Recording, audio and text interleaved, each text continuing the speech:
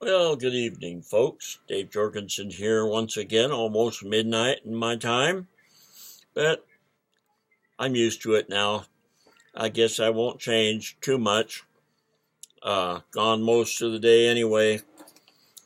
Tonight, I'd just like to share a little bit about an experience, well, my teachers had to have when I was in school. I was a smart aleck, I had a smart mouth and a bad mouth, and I was never one to get in serious trouble, but I loved to make a ruckus and frustrate my teachers, principals, and whatever. Um, I used to really irritate some of them guys. And anyway, this. Uh, anyway, we went to a boarding academy our high school years. I went to a 10th grade parochial school in Fortuna where I grew up. And then I went down to Lodi where they had a boarding academy and stayed in the dormitory there. I even went down in the summertime and worked at what they called the Harris Pine Mills to earn some of my tuition. That was only for 1 year, and then after that, I got to work in the big redwood mill that I talked about, and I worked the summer there that time between my junior and senior year because I was an older student, and anyway, they have back then. I mean, nowadays the kids can get by with, I mean, what I'd call murder when I was in school. They can grow their hair long. They can wear what they want to wear. They just do whatever they want.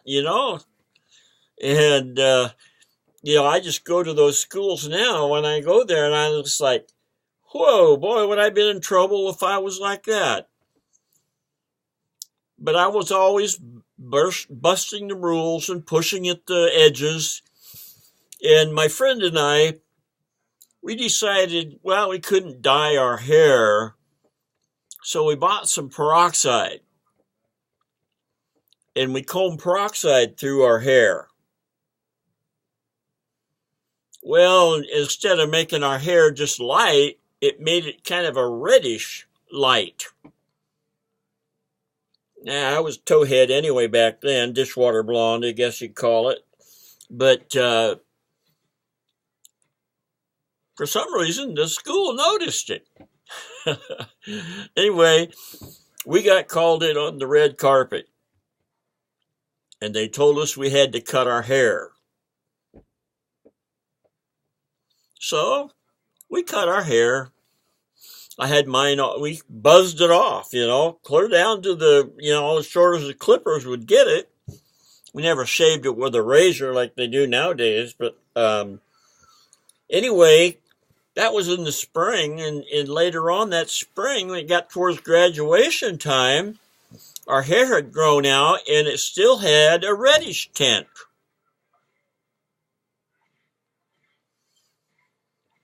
So they accused us of doing it again, but we hadn't done it again. Now, the juniors marched with the seniors, and so we were there a few extra days after everybody else, and my friend was younger than me, but he was a senior. So he went ahead. They told him he couldn't march if he didn't cut his hair. So he went ahead and cut his hair. I told him, no way. I already cut my hair for you once, and I'm not doing it again. I didn't comb any more stuff in my hair, and I ain't cutting my hair. I was in the principal's office, and the dean, he said to me, he says, you might want to come back. And I said, well, who want to come back here? I don't care whether I come back or not. I ain't cutting my hair. So I didn't get to stay and march with the seniors. I had to go home. Then my girlfriend was mad at me because she was a friend of my sister's and she wanted my sister to stay there. Well, I had my car down there. I had a little 51 Chevy Coupe. And so my sister had to go home with me because I had to go. They made me. And so I was in trouble there too. And it was kind of interesting because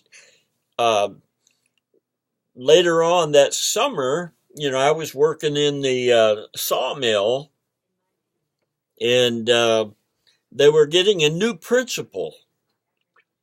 And he came up to our church's camp meeting there, and he talked to me and wanted me to come back to Lodi. So I did say, well, I'll come back. I was planning on going somewhere else, but anyway, he talked me into coming back. Well, I worked an extra week at the sawmill. And so I got down there in my senior year to start about a week late. I had to catch up a little bit, but that extra week gave me a little bit more financial boost for my tuition. And anyway,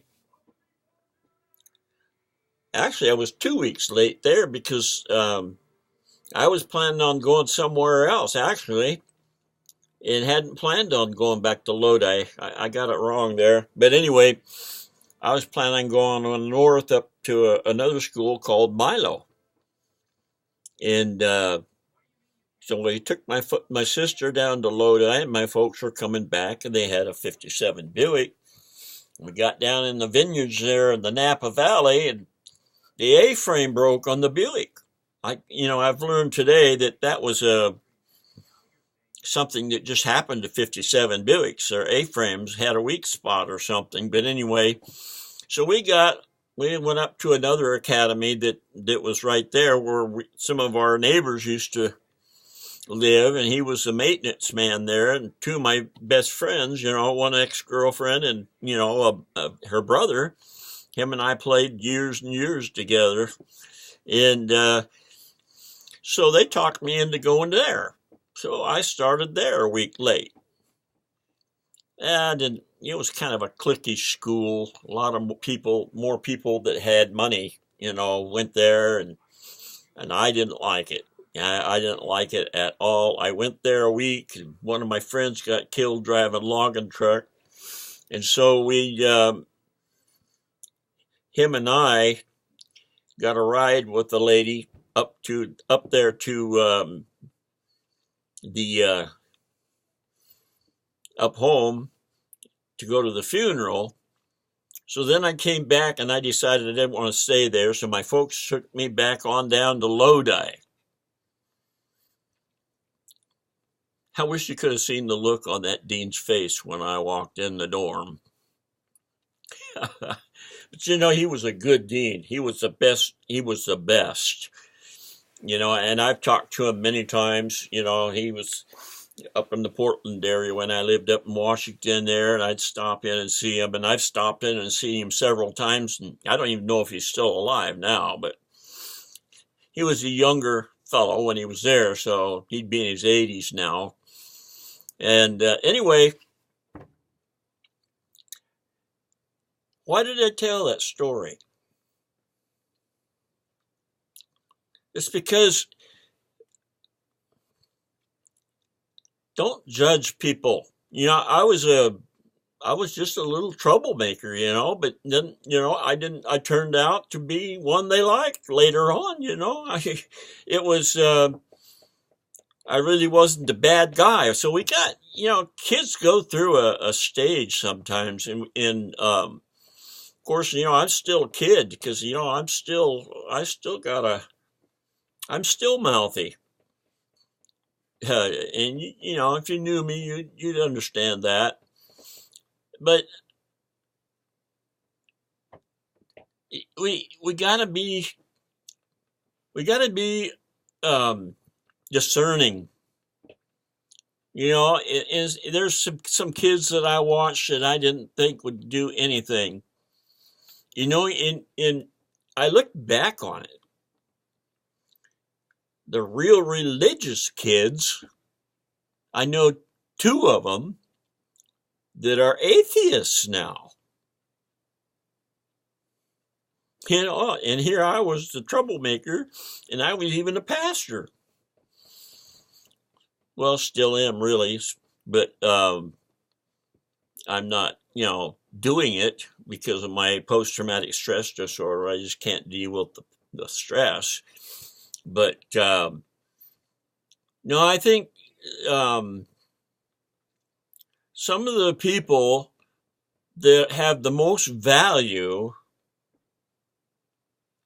seem to be, I don't know, just always on the verge of trouble. Nothing, not serious stuff, just small stuff, just stuff to keep the so the teachers can't relax. Anyway, I am glad now that I have found a very loving family to join, and it's a group that's accepting. I mean, because it's got all kinds of people from all over the world that are doing this. So you got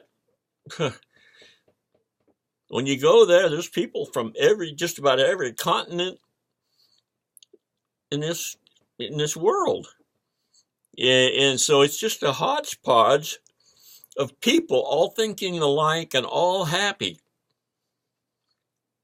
We don't judge each other. We you know, you make better friends with some of them than you do others.